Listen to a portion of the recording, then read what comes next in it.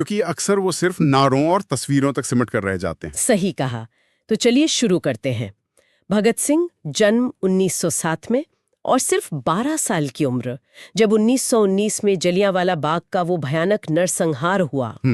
ये सोचना भी मतलब अजीब लगता है कि इतनी कम उम्र में किसी घटना का इतना गहरा असर। और ये असर सिर्फ भावनात्मक नहीं था, ये उनके पूरे वजूद को, उनकी सोच को बदलने वाला था। अच्छा। हाँ, उस घटना ने उनके अंदर ब्रिटिश राज के अन्याय के खिलाफ एक ऐसी कह सकते हैं चिंगारी जलाई जो फिर कभी बुझी नहीं। ये सिर्फ गुस्सा नहीं था, ये अन्याय के प्रति एक सचेत विद्रोह की शुरुआत थी। बिल्कुल, और इसी सोच ने शायद उन्हें आगे युवाओं को संगठित करने के लिए प्रेरित किया। जी। 1926 में नौजवान भारत सभा बनाई और फिर चंद्रशेखर आजाद, सुखदेव, राजगुरु जैसे उस दौर के दूसरे बड़े क्रांतिकारियों के साथ जुड़े। हाँ, Hindustan socialist Republican association, HSRA। HSRA, हाँ। फिर 1928 का वो वाकया, लाला लाजपत राय पर लाठीचार्ज और फिर उनकी मृत्यु। और इसके बदले के तौर पर भगत सिंह और साथियों ने ब्रिटिश पुलिस ऑफिसर सॉन्डर्स की हत्या की। क्या ये सिर्फ एक बदला था? या इसके पीछे कुछ और भी था? देखिए, ऊपरी तौर पर ये बदला जरूर लगता है और वो भावना थी भी, लेकिन HSRA के लिए ये ब्रिटिश हुकूमत को सीधी चुनौती थी। अच्छा। एक संदेश था कि क्रांतिकारियों पर हिंसा का जवाब मिलेगा।